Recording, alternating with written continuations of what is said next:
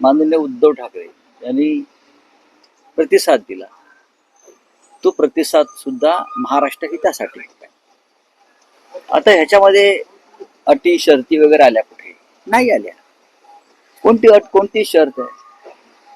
जर दोन प्रमुख नेते जे भाऊ आहेत महाराष्ट्रात, जे दोन प्रमुख नेते जे ठाकरे आहेत, भाऊ आहेत, ते महाराष्ट्र हितासाठी एकत्र यायच्या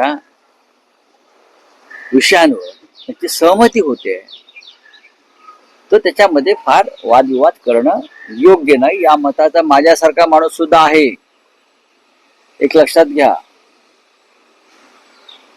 त्यात अट आणि शर्त आहे कुठे? कोणतीच नाही. एकही अट आणि शर्त त्याच्यामध्ये जर कोणी टाकली असेल तर मला सांगा. राज ठाकरेंचं म्हणणं आहे महाराष्ट्र हितासाठी, उद्धव ठाकरे म्हणतात महाराष्ट्र हितासाठी. प्रश्न इतकाच आहे, या महाराष्ट्र हिताच्या फॉर्म्युल्यात भारतीय जनता पक्ष बसत नाही.